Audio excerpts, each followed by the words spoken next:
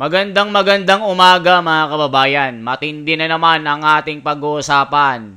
Itong impeachment ni Inday Sara, Chis Escudero, tinawag ng mga pinklawan at mga dilawan at mga loyalista na isang aso ni Inday Sara. Dahil nga po parang basketball na dinidribble-dribble para tumagal ang impeachment. Naku po mga kababayan, itong ating pag-uusapan.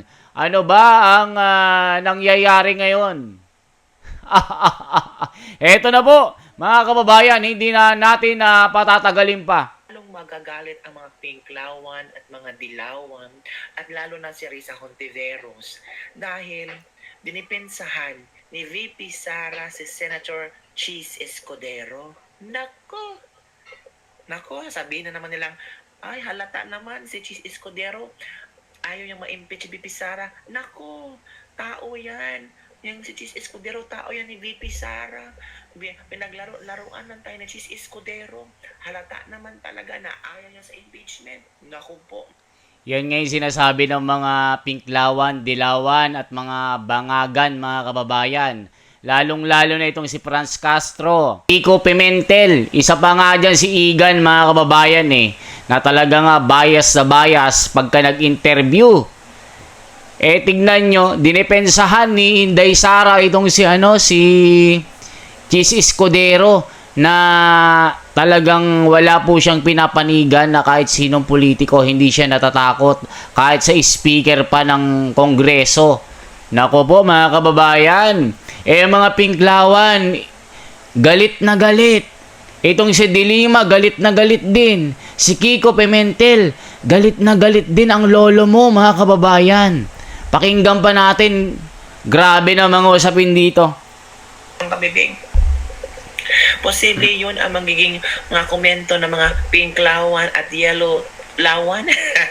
Yung mga fanatics ni Risa Hontiveros, di ba kabibig? VP Sara, dinipensahan si Chis Escudero. Escudero, binanatan si Franz Castro at ibang pro-impeachment na mga kongresista. Halakang mga kabibig. Grabe, no mga Karwander reacts, no? Nako, bloodbath na bloodbath. Nako, bloodbath ito. Mga ka-wonders. Kung sino ang may kasalanan. Kung sino ang nagpapataga. Nako, ang may kasalanan dito mga kababayan, mga kongreso. Ang tagal nilang bininbin ito sa kanila 2 months. Ni VP Sara. Eto kabibiga, ito yung pagdepensa ni VP Sara kay Chis Escudero. Sabihin na naman nila na Chis Escudero bayaran ni VP Sara. Uy, grabe naman sila. Ito kabibig, makinig tayo kabibig ha. Tapang na mga batang ko. Yes. Oh yes, there was a group called Spice Boys at the time sa House of Representatives, 'di ba? Yung mga matatapang na mga mga batang congressman. Parang kasali siya doon. But sa impeachment po, siya yung minority floor leader. Yeah, so anyway, yes, we do not remember him I do not know him na natatakot na klase na politiko. So hindi ko lang alam saan nanggagaling yung sinasabi na takot si Senator Chis Escudero. Hindi ko alam saan galing yan. Last question na lang po. Yun ha. Hindi takot si Chis Escudero. Kaya nga binanata niya sina Franz Castro at iba pang mga pro-impeachment na mga kongresista. Lalo na itong si Dina Dilima na banat ngayon tungkol kay Chis Escudero mga kabibig. O si VP Sara, dinipensa niya si Chis Escudero, matapang yan, hindi yan takot. Haharapin niya kung sino ang pwede niyang haharapin at may paninindigan posible. Kasi kung matapang ka, may paninindigan ka at alam mo ang inyong mga ginagawa. Diba kabibig? Hindi ka magpapadikta. Marunong kang sumayaw sa mga taong nakapaligid sa'yo na pwedeng hihila sa'yo pababa at Alam niyo mga kababayan, totoo po ito. Si Keso, tinatawag na Keso ito mga kababayan, kasi nga hindi nila makontrol itong si Escudero. Hindi nila mautusan, hindi nila madiktahan, hindi nila masuhulan. Kita nyo mga kababayan, hindi nila makontrol. Kasi nasanay kasi ang mga ito mga kababayan na ginagawa nilang robot itong Senate. Mga kababayan, kultura yan. Kultura yan sa politika. Kung saan malakas, dun ka. Tignan nyo si Escudero, hindi nila makontrol, hindi rin nila mabayaran. O mag-comment kayo mga pinklawan, mga dilawan, mga pulahan na bangag. Kasi gustong-gusto nyo na matanggal itong si Inday Sara. Itong impeachment na ito, hindi naman pinapansin ng taong bayan eh. Kayo-kayo lang ang may gusto na maalis si Inday Sara sa pagiging ikalawang pangulo. Nako po. Tignan nyo, kaya nila pinapatanggal. Sure win ito na magiging pangulo sa 2028. Nako po. Yari ang mga ito. Masisira ang mga karera.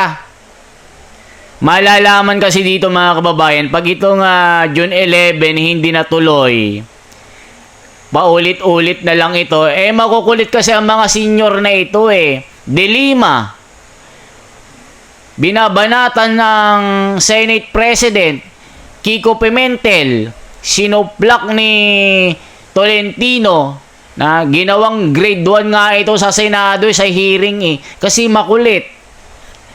Gusto nilang yung impeachment i-crossover daw sa 20 Congress. Hindi naman pwede. O mga kababayan, anong masasabi nyo dito? 'Di ba? Makikita nyo talaga yung mga gustong mawala ang mga Duterte dito. Makikita nyo kung sino yung mga gusto ng impeachment. Sino ba ang nagsulong niyan? Sila. Yung mga ayaw sa mga programa ng mga Duterte, si Tatay Digong, yung kanyang war on drugs, ayaw. Yung kanyang mga polisiya, ayaw. Anong ginawa nila? Nagplanted sila ng kaso. Inday Sara, yung confidential fund. Siya lang yung tinutukan at pinagkaisahan, pinagtulungan nila. Ang dami-daming mga ahensya, ang dami-daming mga agency ng government na may mga budget. Ba't hindi nyo tutukan yan? Di kita nyo, dahil alam ni Escudero ang ginagawa niya, binabanatan nila si Escudero. Mga kababayan, anong masasabi nyo dito? Mag-comment po kayo. Anong masasabi nyo sa mga nagsusulong ng impeachment na walang ginawa kundi siraan si Inday Sara? Mag-comment po kayo mga kababayan para malaman po natin ang mga sari-saring mga opinion nyo. Anong masasabi nyo? Pa-like at pa-share po ito hanggang umabot po sa mga dilawan, pinklawan na walang kwenta. Totoo naman sila lang ang pangpagulo sa Pilipinas. Alam nyo mga kababayan, sino lang ba ang naging maganda ang performance? Duterte lang. Ang pinakamagaling na pangulo na naging pangulo ng Pilipinas, Duterte lang mga kababayan, wala nang iba. Wala na kayong maitutulad. PRRD lang ang pinakamalakas, pinakamagaling, pinakakamay na bakal, wala nang iba. Yan ang isaksak nyo sa mga isipan nyo, kayo mga kontradibista.